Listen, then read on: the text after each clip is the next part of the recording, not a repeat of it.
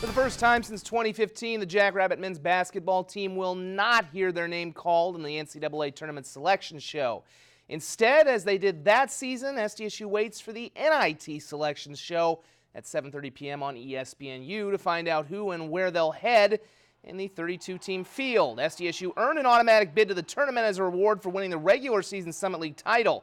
The NCAA tournament eluded them, though, when they were stunned by Western Illinois in the quarterfinals of the conference tournament. Though it's not the situation they wanted to be in, the Jacks plan to make the most and do the best they can, as they did 4 years ago, of the situation when they advanced to the second round of the NIT. For us, we just got to keep moving forward, realize that we still have games left with this core group of guys, and just keep getting closer together as a team. I know the young men that we recruit, with the character that they have, the work ethic they have, and the togetherness, that we're going to use this to our benefit and be better for it. So it's a hard life lesson to learn, but I can assure you that we'll be a team that when we get to the NIT, we're not going to be a team that a lot of people want to see. The NCAA women's basketball tournament field will be announced tomorrow, and it's expected to be an historic day for the state of South Dakota and the Summit League, with both the Jackrabbits and Coyotes expecting to hear their names called. Now, SDSU knows that they're in by virtue of winning the automatic bid in their 83-71 Summit League tournament championship win over USD. Thanks to their strong resume and strength of schedule, the Jacks could be in line for the highest seed and most favorable draw in program history. And thanks to an equally strong resume and strength of schedule, the Coyotes are expected to become the first team ever from the Summit League to get an at-large bid into the NCAA tournament. Most national analysts have USD firmly in the field, and if there's one thing the two rivals can find a rare agreement on, it's that the Summit deserves to have two teams in the big dance. Yeah, of course. USD is a very special team, and that's been in the talk, and I think it'd be great for South Dakota to have both of us. I do believe that our kids, and then the consistency of play throughout that, to honestly play the schedule that we had and be where we're at. I do believe that our kids deserve an opportunity to continue playing. I would think and hope that this is, a springboard for, a consistency of this. I don't know how many times we've had these conversations where I think I've always been an optimist saying, yeah, I think we can get two teams. And I think a lot of people said, oh, you never get two teams. And here we are. Now I'll be an optimist and say, why can't we push for that every year?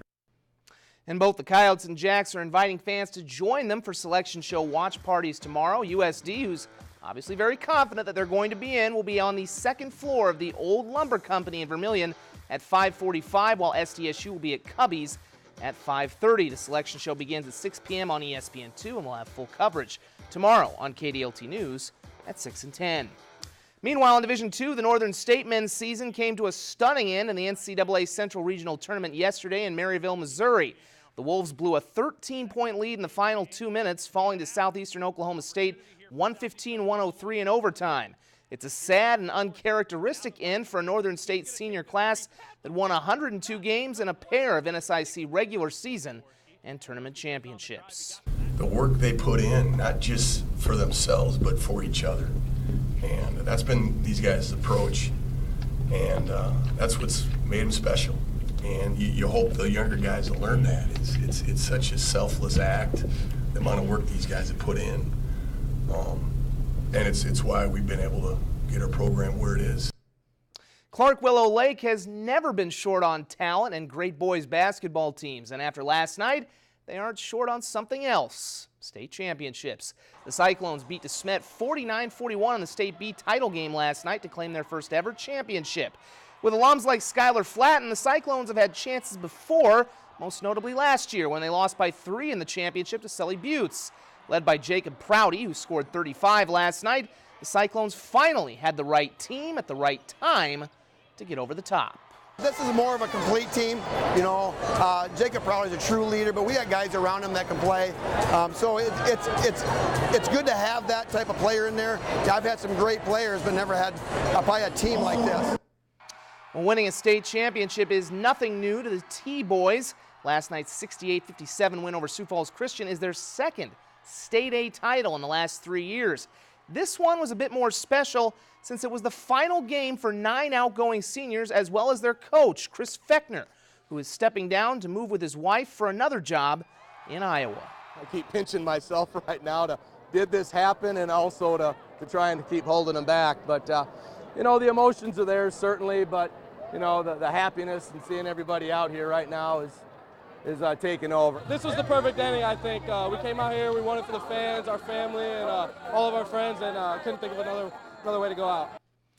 Can't imagine a better way either. Well, even though the community of Winter is no stranger to state championships, last night they saw their first girls title as the Warriors beat West Central 60-53 to claim the state A crown. The Warrior football program has won 7 titles, 4 under head coach Dan Aker, their current coach.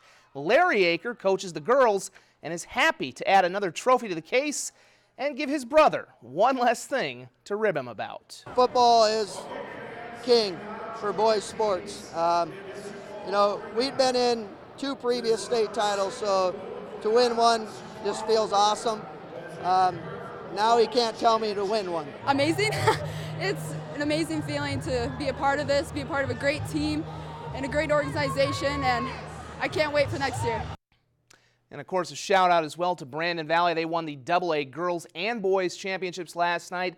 They've also won the football title, the girls track title, and a state baseball title in the last year, so quite a year out in Brandon. Coming up tonight at 10, again, we'll know where SDSU is heading for the NIT, plus the Skyforce and Stampede in action as we speak, and the State Boys Hockey Championship just wrapping up. All those highlights and more tonight at 10. We're back in one moment.